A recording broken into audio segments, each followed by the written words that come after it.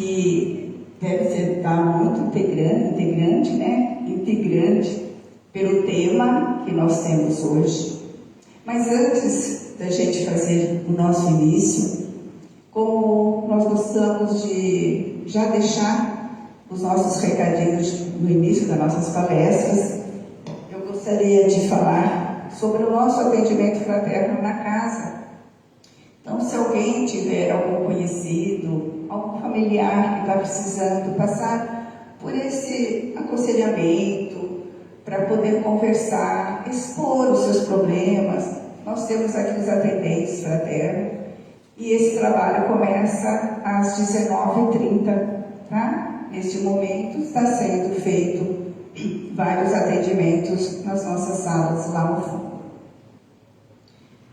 Também gostaríamos de falar sobre a nossa evangelização, né? Todas as segundas-feiras nós temos os passes para as crianças, para os pais, a partir das 19h15, e depois a evangelização das 20 às 21 horas, tá bom? Então, quem tiver filhos que ainda não estavam sabendo sobre, agora já estão sabendo, pode trazer os seus filhos, que é uma das práticas que os pais, os avós, os tios devem já inserir nas crianças desde cedo.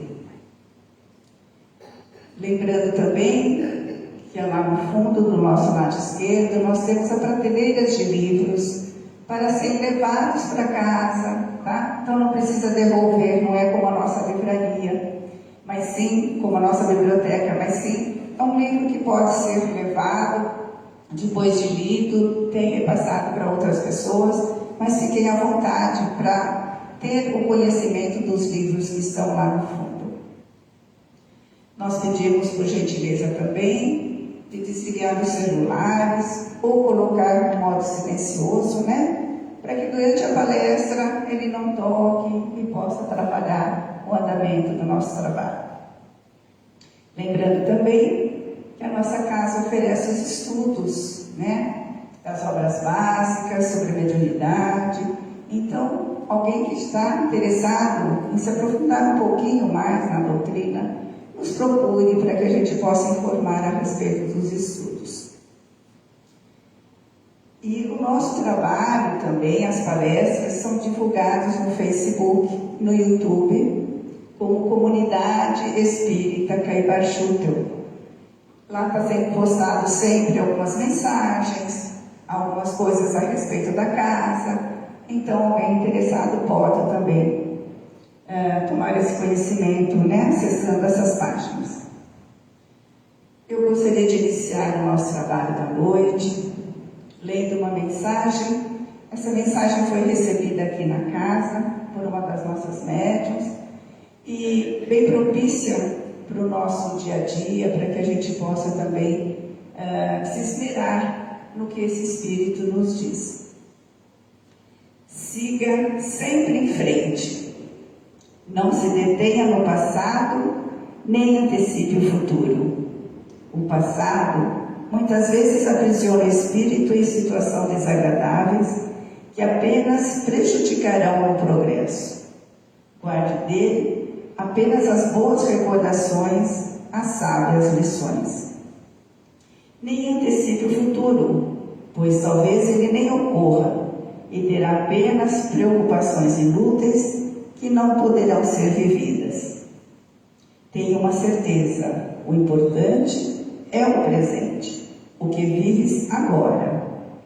É hoje a sua oportunidade de renovação do espírito, onde conseguirá realizar as conquistas a que se propôs na espiritualidade. Pratique o bem, ame, dedique-se aos estudos, aquisição de conhecimentos, pois com certeza estará assim no caminho correto. Faça agora tudo o que estiver a seu alcance para melhorar-se. Não perca essa oportunidade. E o futuro com que se preocupas, agora não terá razão para tais preocupações, pois compreenderá que ele será apenas a colheita do presente. Quanto ao passado, entenderás que o exercício do bem agora cobrirá uma infinidade de pecados. Mantenha o foco no presente, pois é nele que estamos inseridos agora, e isso é o mais importante neste momento. Fica aqui a mensagem para a nossa reflexão. E vamos juntos, então, convido para que neste momento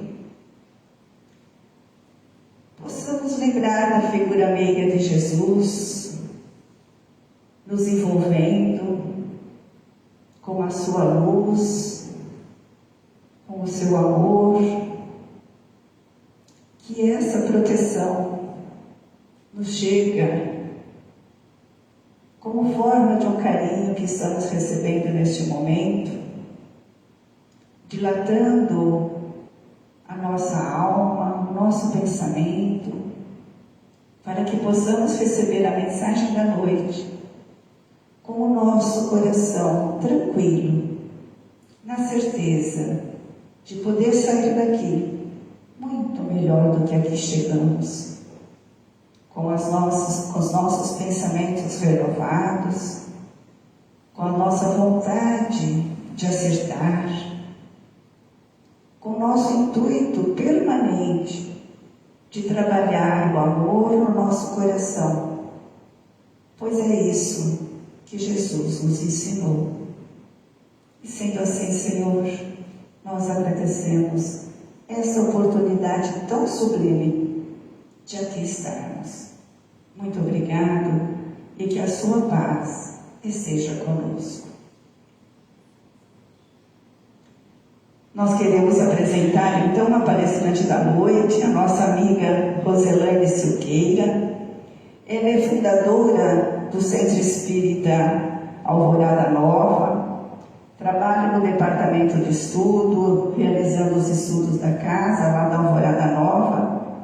É uma grande estudiosa dessa doutrina, palestrante, tem feito as palestras na nossa cidade, em outros centros também, na região. Então, é uma pessoa gabaritada para o trabalho da noite. Então, o tema da palestra dela é Prova de Fogo. Vamos ver o que ela tem para nos trazer, então.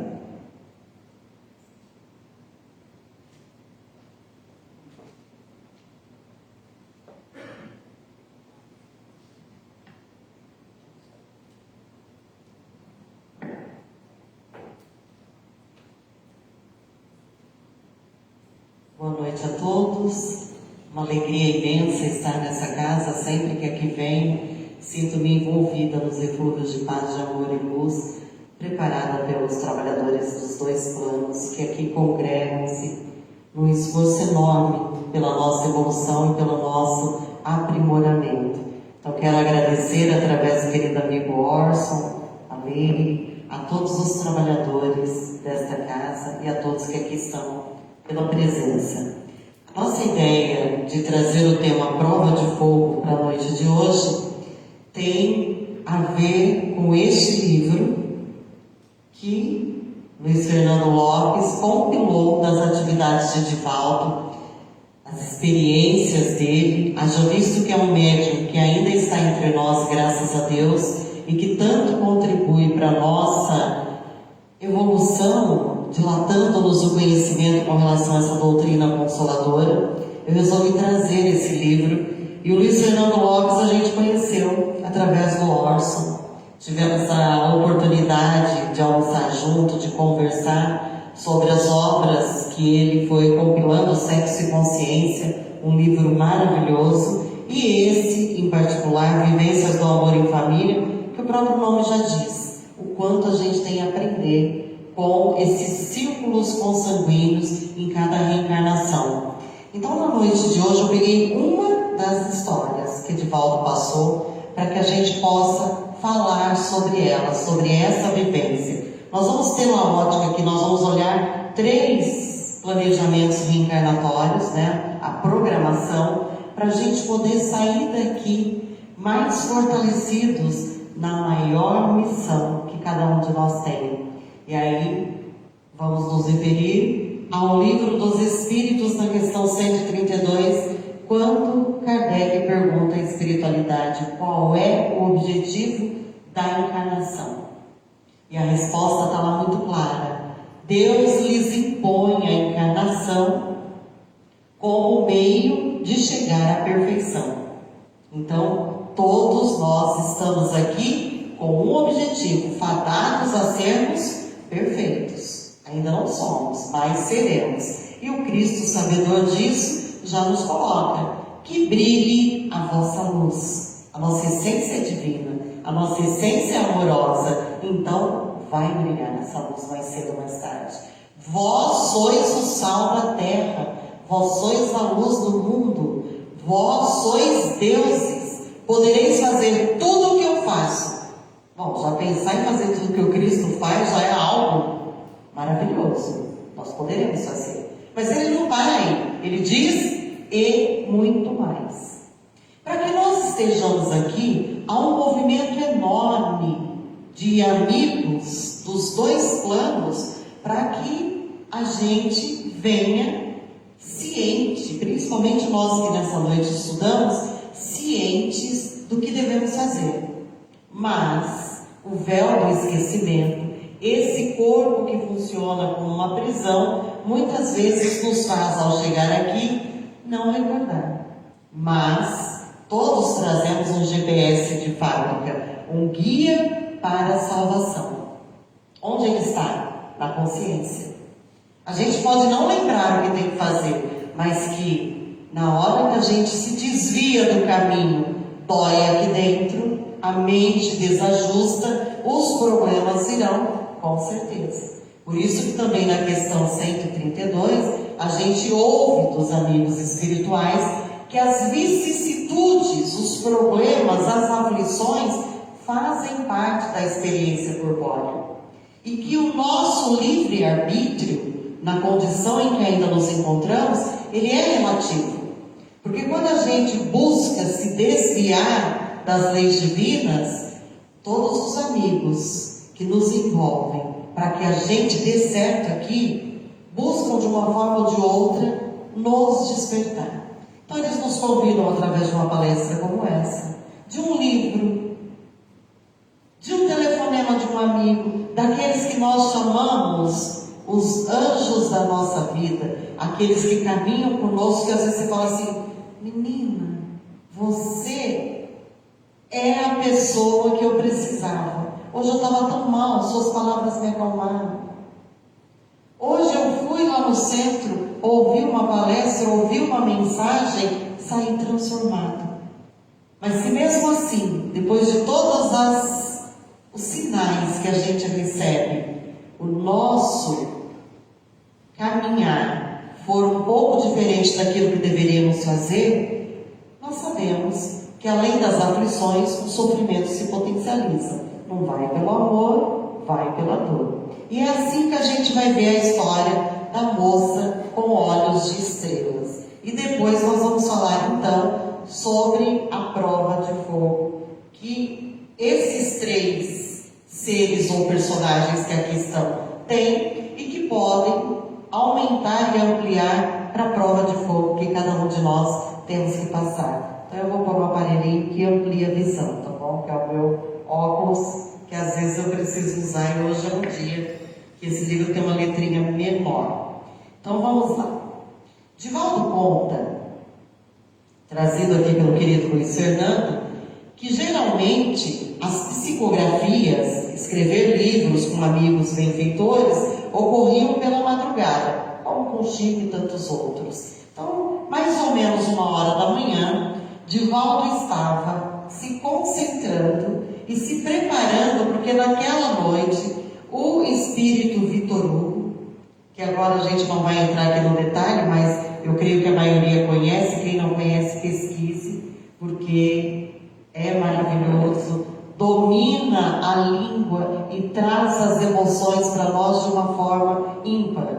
E esse espírito, ele adorava esse processo de trabalho com música, tanto ele quanto Manuel Filomeno de Miranda. E aí Divaldo diz que quando chegava esse horário, ele escolhia a música para cada perfil. Então, Joana de Ângeles, como teve várias encarnações dentro do catolicismo, ela gostava de ouvir aquelas músicas que tocavam lá onde ela estava no convento, na época das encarnações, que chamavam muita atenção. Manuel Filomeno de Miranda, quando vinha psicografar através dele, também escolhia um tipo de música. E Vitor Hugo? Vitor Hugo gostava muito de música clássica, gosta de música clássica. E ele, então, gostava de ouvir Mozart para a psicografia do romance que Divaldo estava escrevendo, né? Ou minto, Vitor Hugo, através da psicografia da mediunidade de Divaldo, escrevendo através dele. Divaldo disse que se concentrava, colocava Requiem de Mozart. Alguém já ouviu essa? Quem já ouviu, quem não ouviu, pesquise. Conta um historiador que a música, né, essa maravilhosa, olha, é assim, inenarrável você começar a ouvir, porque ela te leva para outro lugar.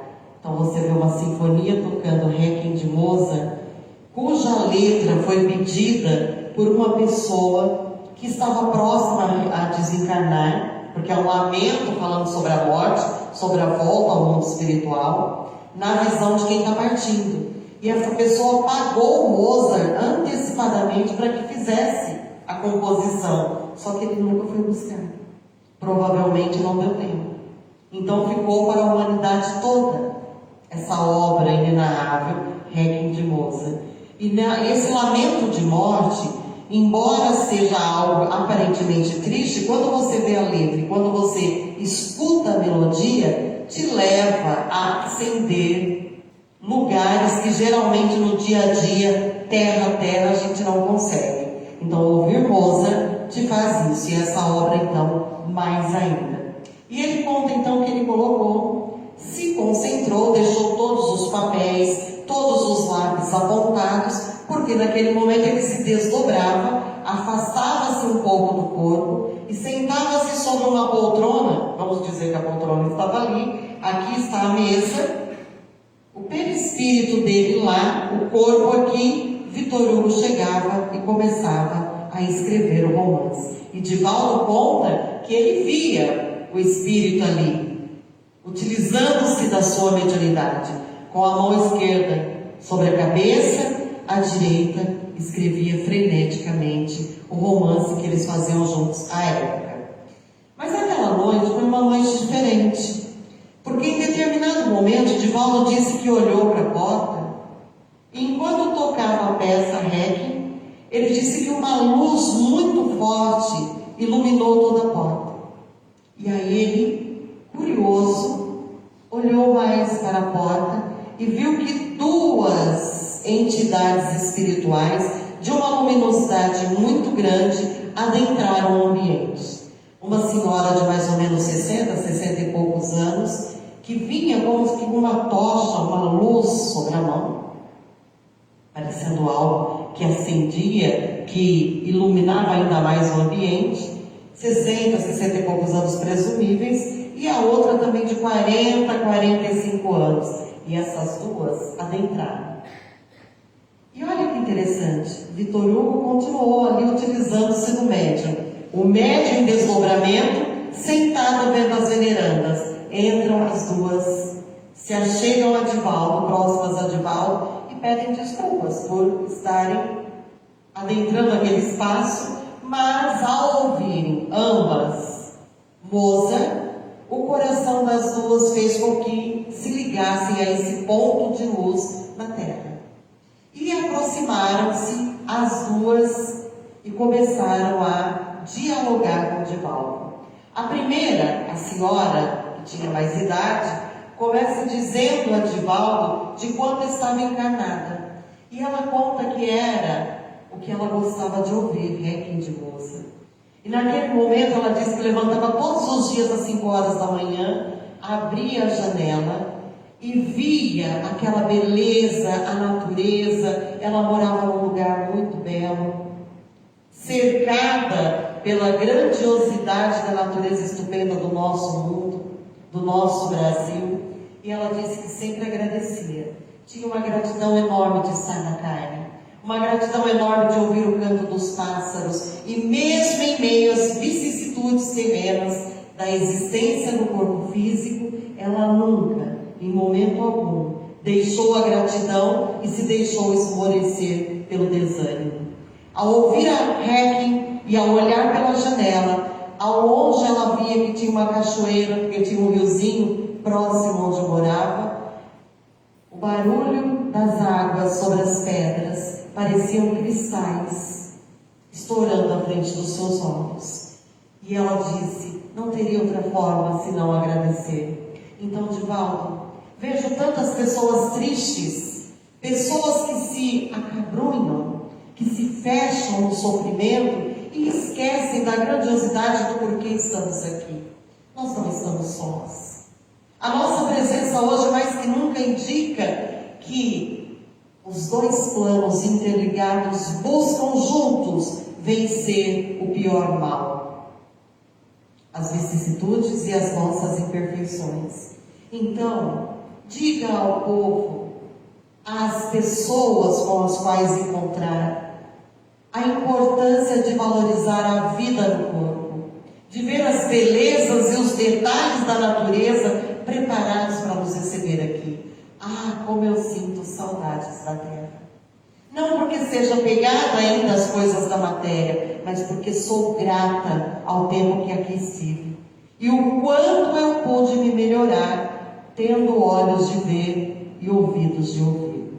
Então, dessa maneira, ela traz um encantamento pela vida física, pela oportunidade de estarmos aqui. E em seguida, nós vamos ouvir o relato da mais jovem, de 40 a 45 anos. Hoje todos somos, né? Estamos com 80, 90, olha como já mudou da época que aconteceu para agora. 40 a 45 anos. Divaldo estava com os presumíveis 70, ia fazer 71 anos nessa época. Então, de 70, 71 anos. E aí, a mais jovem, a mãe da moça com olhos de estrela, e nós vamos entender por quê, ela diz para Divaldo o que lhe afligia. E ao ouvir também Moza, que ela tem uma ligação com essa obra vasta e maravilhosa, ela então faz um pedido especial. Enquanto a outra fala da gratidão e do amor pela beleza da terra e tudo que ela faz para nos acolher e nos fazer bem, a outra começa dizendo a Divaldo: eu também tenho, Divaldo, um pedido a fazer. Deixei uma filha na terra que está precisando de ajuda. E aí ela conta que viveu na cidade de São Paulo, uma pequena rua próxima ao vale do Anhangabaú e ao viaduto do chá. A viuvez surpreendeu-me quando eu era muito jovem, numa época em que minha filha possuía apenas 4 anos de idade. Então imagine, Divaldo, você, uma mulher jovem, com uma criança pequena, sendo cobrada pela filha que muitas vezes perguntava: mamãe, por que todo mundo tem pai e eu não? Lá na escola, quando cai a tarde, todos os pais vão buscar seus filhos, mas eu não tenho pai. Por quê? E aí a veneranda diz, com o coração amargurado: minha filha, o seu pai viajou para além do arco-íris, para aquele traço de luz com várias cores que aparece no céu e representa uma aliança de Deus com seus filhos. Seu pai espera por nós além do arco-íris. E a minha filhinha, de 4 anos, me dizia: então, eu não amo mais Deus, porque Ele levou o papai e nos deixou sozinhas. De voz embargada, Divaldo, eu respondia: não, minha filha, não pense dessa forma. Se o seu pai não está conosco, foi Deus que quis assim. E chorava com ela. E aí diz essa mãe que o tempo foi passando, a filha foi crescendo, revelando-se uma excelente aluna, e quando a menina foi aprovada no vestibular para o curso de psicologia na USP de São Paulo, passou em uma loja de músicas e comprou para mim uma coleção de discos de Mozart, na qual havia a gravação do REC. É por isso que também isso trouxe ela àquele local. Costumávamos, eu e minha filha, colocar o disco para escutar juntas, deitadas no sofá. Mantínhamos a sala escura e ela deitava a cabeça no meu colo, enquanto ouvíamos a passagem da música em que o anjo da morte vem buscar aquela alma que estava para retornar ao reino da imortalidade. E de novo, mesmo já passado a época da infância, minha filha perguntava: mãe, por que papai morreu?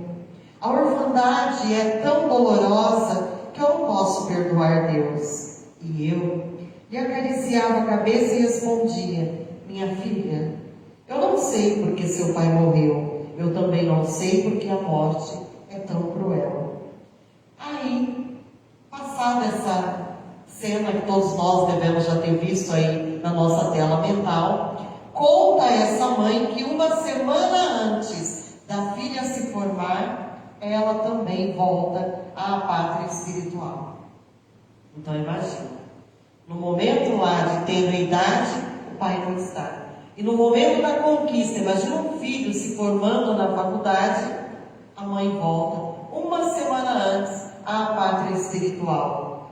Quanto rancor, quanto sofrimento para essa moça, quanta angústia, uma revolta enorme. Essa moça conhece um rapaz, para a sua felicidade, começam a manter um relacionamento feliz até que esse rapaz se interessa por outra e a deixa. Casa-se com outra decepção. Focada na matéria, focada nos bens materiais, essa moça se torna uma psicanalista maravilhosa, com trabalhos belíssimos. Então, a mãe nesse momento, diz para Divaldo: minha filha Divaldo está sofrendo muito.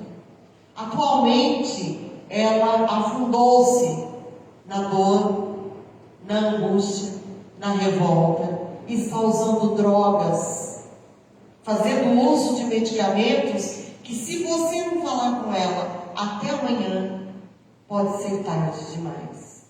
E aí Divaldo então pergunta: mas como é que eu vou falar com a sua filha? E ela diz a Divaldo: lhe darei o telefone.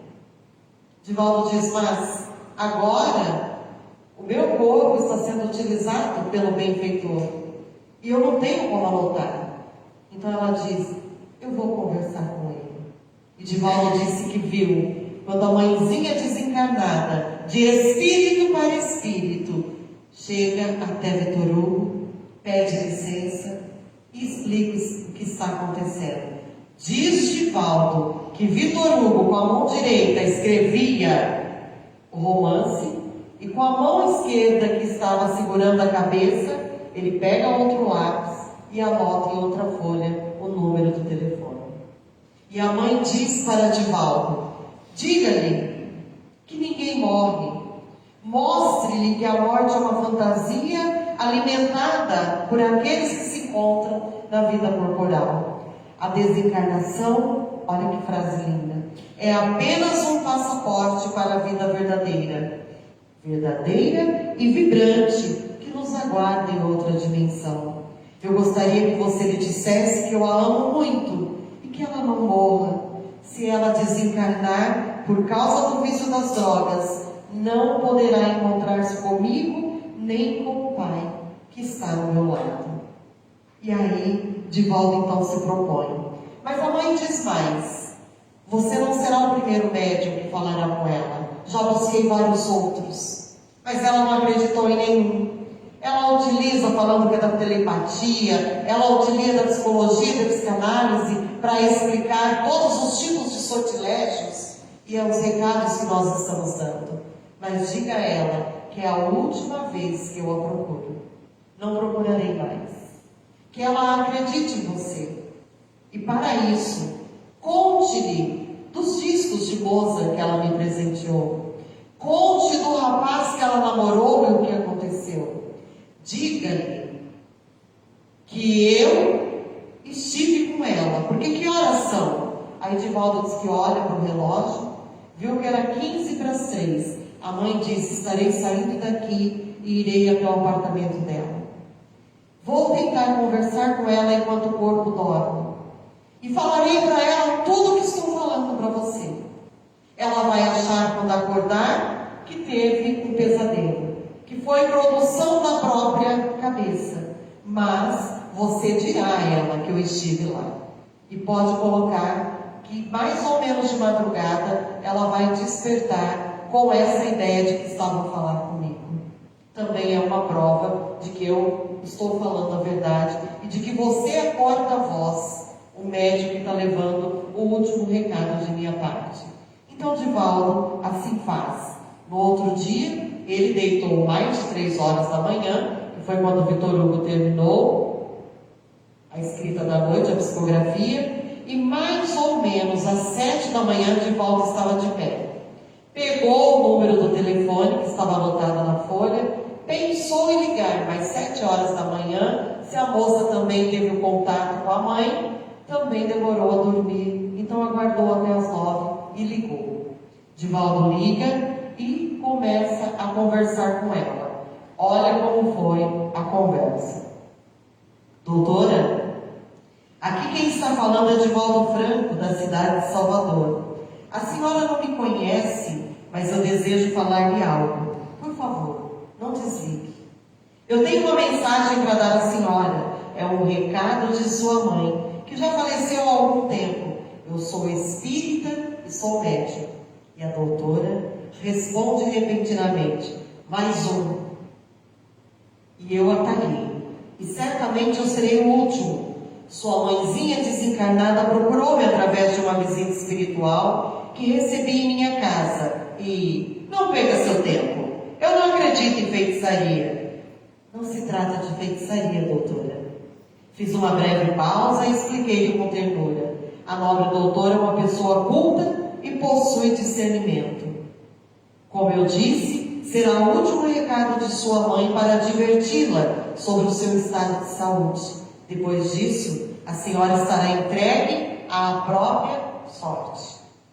Então diga o que quer, concluiu a psicanalista com indisfarçável mau humor. Diz Divaldo que ela ficou em silêncio, e aí, após a narrativa, a reação veio com bastante ênfase. O senhor pensa que eu vou acreditar em uma farsa como essa? Não somente penso, diz Divaldo, eu tenho certeza, porque a sua mãe me falou sobre um fato muito particular da vida de ambas. Ao passar nos exames, aí ele conta, para ingressar na faculdade, você comprou uma coleção de discos de Mozart e aí explica tudo para ela. Fala onde eles moravam, próximo ao viaduto do chá, não é verdade? Sem dúvida, diz ela, o senhor é um notável telepata. Está captando as informações no meu inconsciente, tentando reproduzir. E Divaldo diz: pois eu fico muito feliz com este conceito, doutora. Afinal, a senhora está me dizendo que eu não sou médium, mas sou um paranormal. Ao menos, não está me classificando como portador de algum tipo de psicose, como a esquizofrenia. Este fato evidencia que a paranormalidade humana é um fenômeno real. Olha que interessante. Essa antena que capta muitas coisas que alguns não, é natural. E para não me desviar, diz Divaldo, do objetivo natural da conversa, eu logo interrompi o assunto sobre paranormalidade e acrescentei. Aí ele começa falando: doutora, sua mãe está muito preocupada contigo, porque algo de muito grave está acontecendo.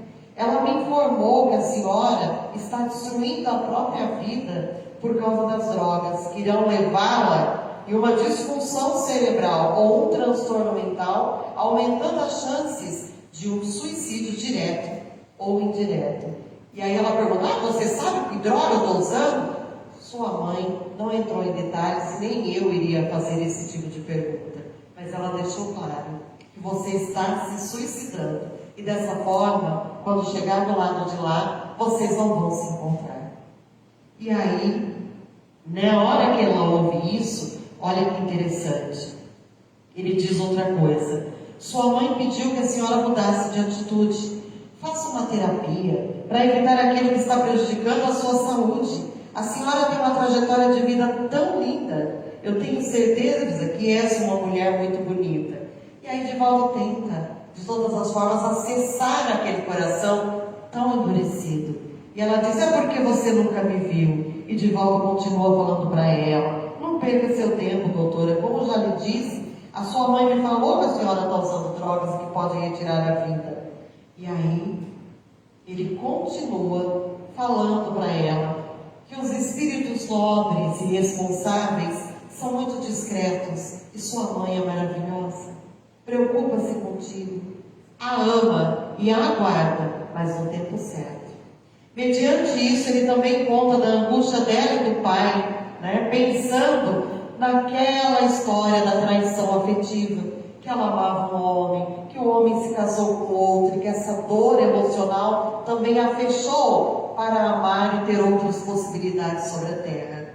E aí ela diz: senhor Divaldo, o senhor já está perdendo tempo demais. Ele diz: de forma alguma. Uma pessoa só perde o tempo quando é ociosa. Eu estou muito feliz de manter esse diálogo contigo. E aí vem o convite de Divaldo: presta atenção, como todos nós que aqui estamos e nos consideramos matonenses, generosa. Quem nasceu e quem adotou essa cidade por amor, olha o que acontece. Divaldo, depois de todas as advertências apresentadas, conclui para essa moça: doutora, eu estou encerrando aqui a minha tarefa, uma vez que o recado já foi transmitido. Mas, como sei que a senhora ficará curiosa, lembra que ela mora em São Paulo, Divaldo, Salvador. Quero dizer-lhe que em agosto, portanto, daqui a 3 meses, prestem atenção, eu estarei na cidade de Matão, no estado de São Paulo, para proferir uma palestra pública como parte das celebrações do centenário daquele município, quando Matão fez 100 anos, em 98.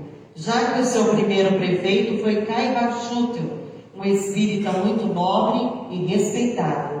Se a senhora quiser conhecer-me, está convidada a ir a Matão, a estar lá e participar, pois eu gostaria que conversássemos um pouco. Então, eu lhe recomendarei alguns psiquiatras amigos meus que poderão ajudá-la.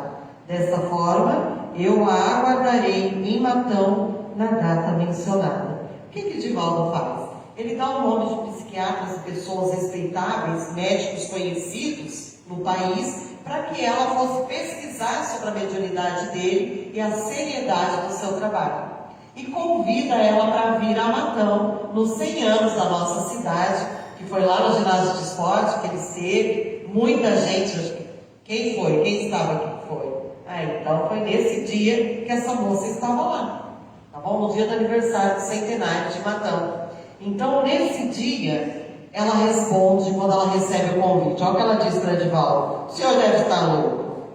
Acha mesmo que eu sairia da capital do meu estado para ir a Matão e encontrar uma pessoa esquisita como o senhor? Tem certeza de que eu viajaria 300 quilômetros somente para isso?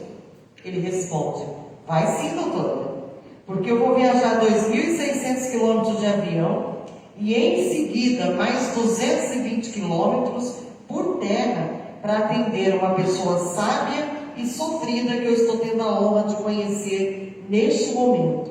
E farei isso com a mais absoluta ternura e respeito pela senhora. Portanto, certamente nos veremos em Matão.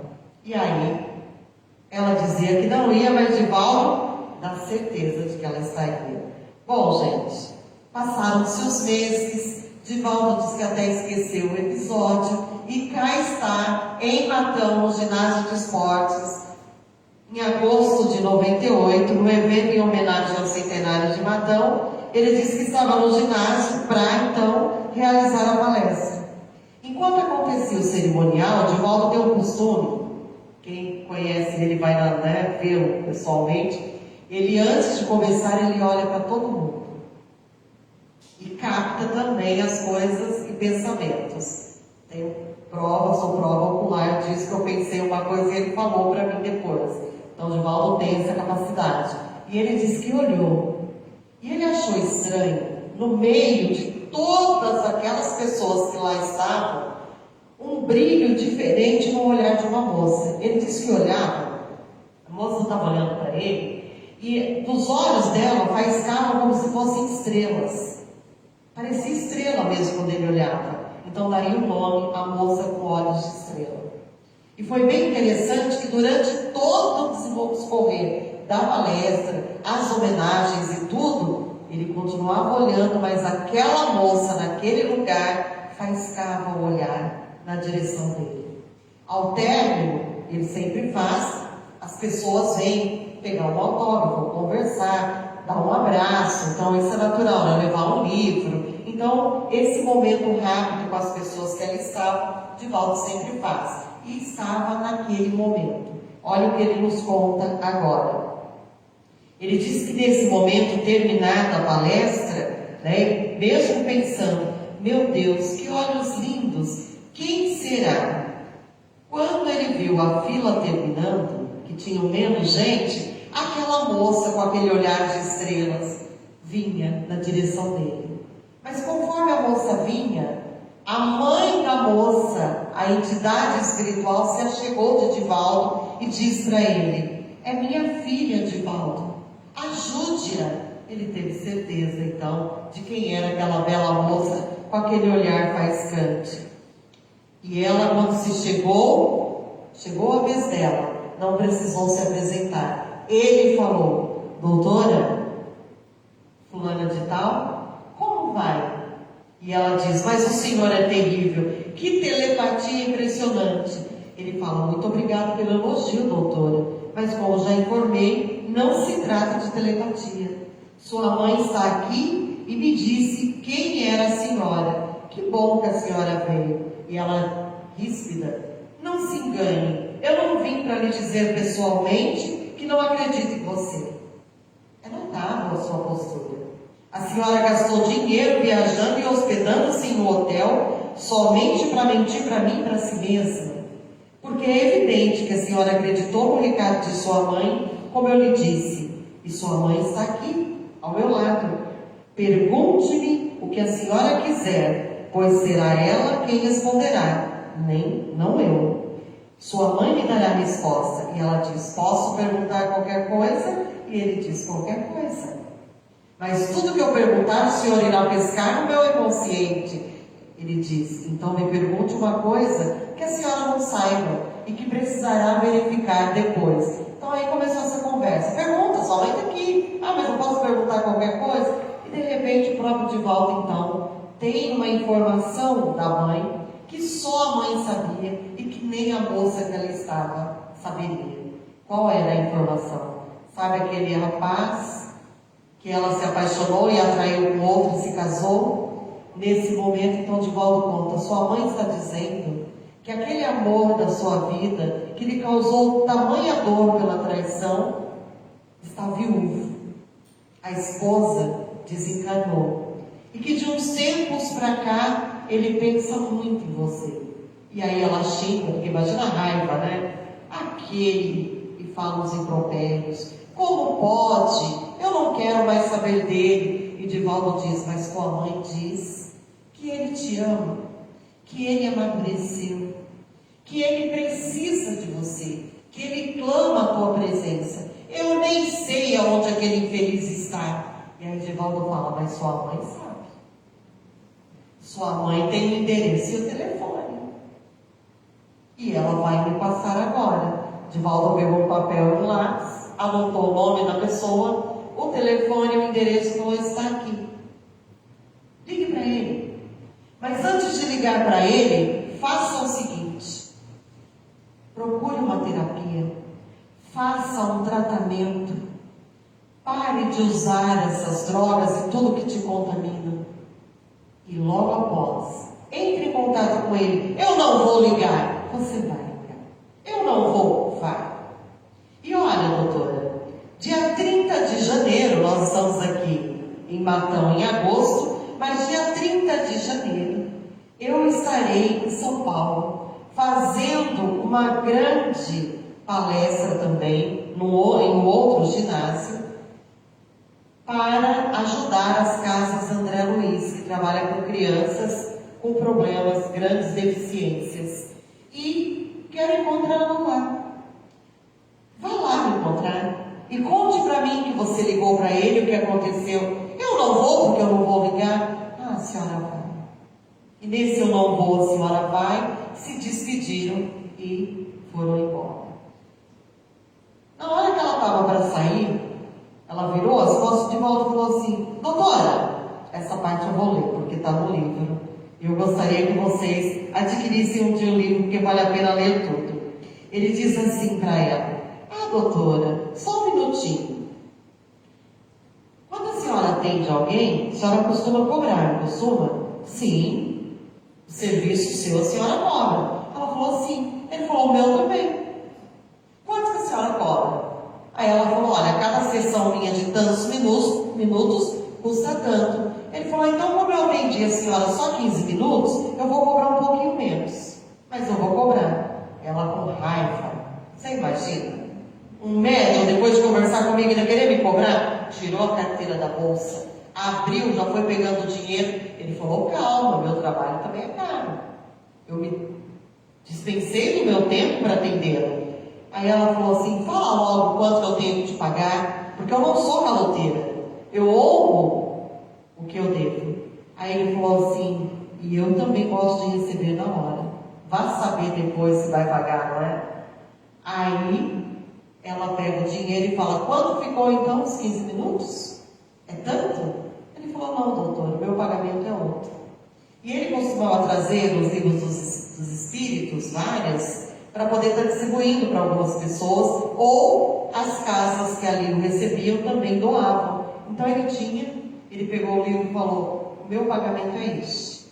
A senhora vai levar esse livro, vai lê-lo do começo ao fim, e no dia 30 de janeiro nós vamos conversar sobre ele. E não tente me enganar, porque a senhora estará comigo, vai me dizer do telefonema e eu vou perguntar algumas coisas sobre esse livro. Então, portanto, não adianta dizer que leu e não leu. A senhora falou que ia me pagar. O meu preço é esse. Só 15 minutos. A senhora vai ler. E aí, mediante o que ela já tinha dito, que não era caloteira, foi obrigada a ler. Passados os meses, está lá Divaldo. No final, quando ele estava saindo, ele ouve: senhor Divaldo, espere. E aí Divaldo vira quem era a moça com olhos de estrelas. E aí ela conta para ele a sua trajetória. Senhor Divaldo, eu li o livro. Eu fiz terapia. Realmente o senhor estava certo. Eu entendi o que é estar sobre a terra. E sabe, eu liguei pro meu ex-noivo. Ah, ligou. E aí?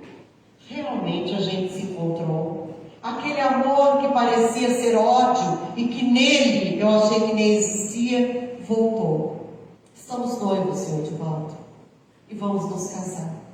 Que alegria, minha irmã! Mas conte-me mais. Ela falou: tem mais uma coisa então. Creio que ficarás feliz. Ele: o quê? Meu noivo está aqui. E como dissestes para nós que fostes fazer esse trabalho às casas André Luiz, meu noivo é psiquiatra e fomos lá visitar. Ao entrar num determinado lugar, havia uma criança que estava ali para adoção. A criança tem fotofobia. Ela tem pavor de luz, de claridade. Fica sempre no escuro. E ela tem também um outro problema. Um problema de saúde que afeta a parte celular, mas totalmente diferente das doenças que a gente pensa. Porque essa lhe dá longevidade. Ela não adoece com facilidade. Então, viverá mais tempo, graças a esse problema. E não pode ficar em lugar com claridade. Mas eu a amo tanto, senhor Divaldo, que nós vamos nos casar e vamos adotar a criança. Ela será nossa filha do coração. E assim se deu. A moça com olhos de estrelas casou. adotou a criança.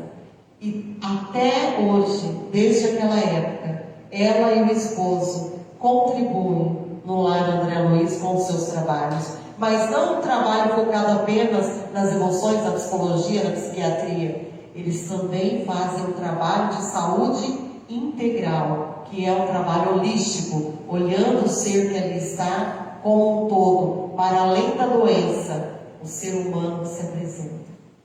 E a mãezinha, diz Adivaldo, quando a moça sai com o seu noivo, que hoje lhe é marido e esposo, e vive muito feliz, a mãe agradece a Adivaldo e diz: Adivaldo, procurarei uma mãezinha num lugar muito pobre e voltarei à terra. E essa mãezinha, já nos organizamos, ela me deixará, recém-nascida, na porta da casa de minha filha. Porque minha filha e seu esposo não podem ter filhos, mas eu voltarei para o seu lar, como filha dela, para continuar o meu trabalho de condução para o meu crescimento e para o crescimento dela, que precisa tanto do meu amor. E assim se deu. A mãe voltou. Com essa história, nós então estamos fechando o nosso raciocínio da noite de hoje. Programações diferentes.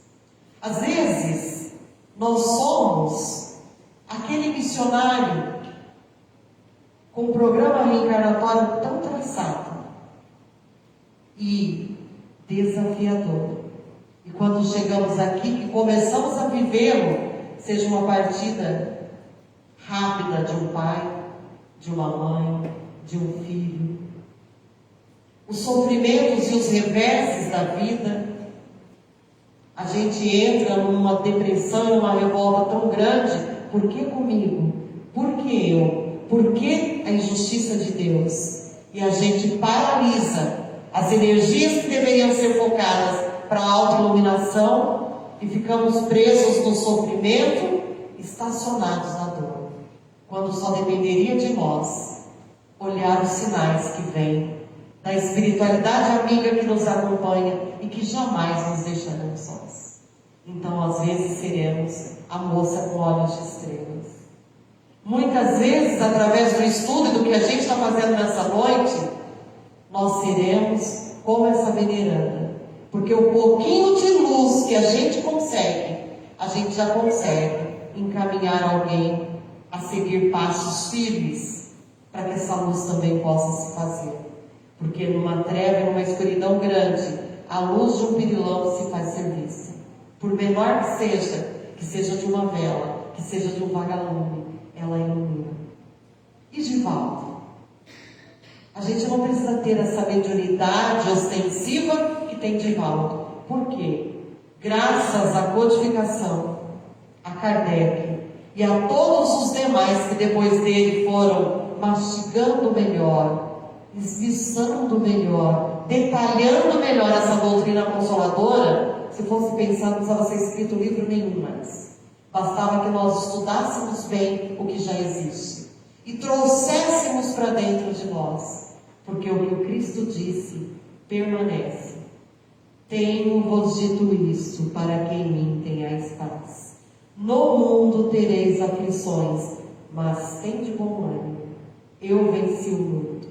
E mediante a fala do Cristo, perseveremos. Busquemos o entendimento de que nada temos que não merecemos, que a cada um segundo as suas obras, mas que nunca estaremos sós, sejam nos momentos de mar alto, sejam nos momentos de calmaria.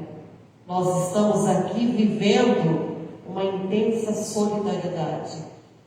O mundo maior movimenta céus e terras, para que a nossa existência física possa ser o menos sofrido possível e para que possamos despertar. Acorda tu que dormes, porque o mundo se faz à tua frente como é, para que você possa amar-se como deve ser. Então todos nós somos um vir a ser, mas cedo ou mais tarde a nossa luz vai brilhar. Então façamos o nosso programa reencarnatório funcionar. E como é que a gente faz funcionar? Leva o que você aprende registrado na mente e busque no dia a dia colocar em prática, sendo mais dócil, mais fraterno, mais empático, mais caridoso. Não vamos buscar fazer coisas enormes pensando na coletividade. Comece a fazer por você. Porque se o seu mundo mudar, tudo que está em torno dos teus passos será melhor, porque olhos bons só verão coisas boas. Então, gratidão pela noite e gratidão pela oportunidade. Que a espiritualidade nos envolva a todos.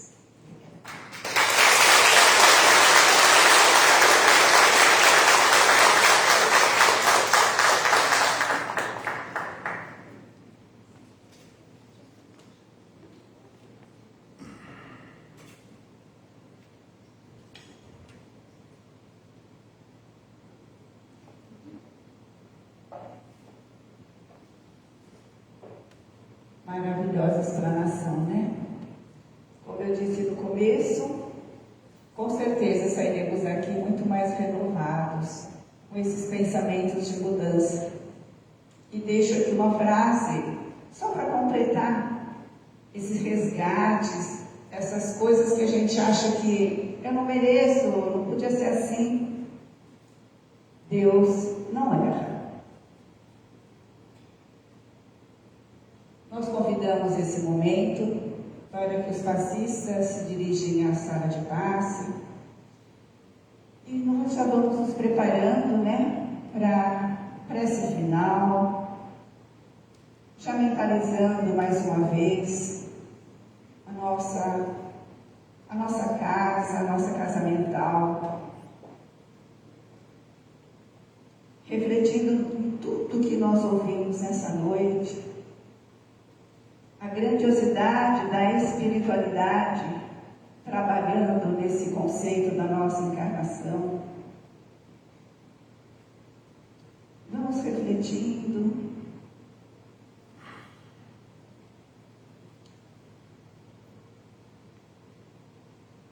E nesse momento, Senhor Jesus, nós só temos que agradecer pelas palavras recebidas nessa noite, nos motivando a sermos melhores.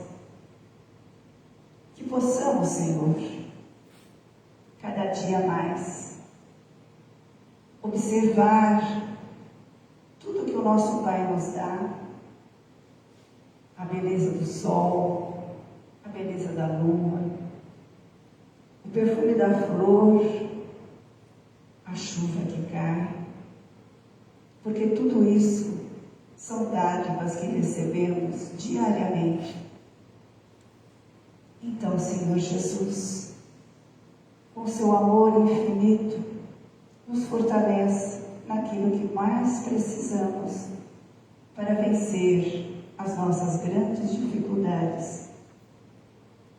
Que sejamos sempre observando o que nós precisamos mudar e nos fortaleça para que consigamos os nossos intentos.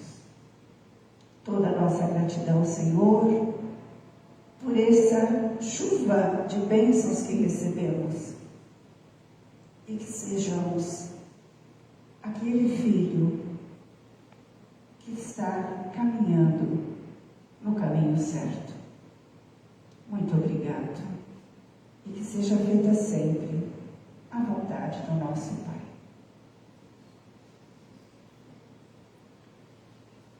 Nós vamos sortear um livro. Você fala o número de 1 a 50.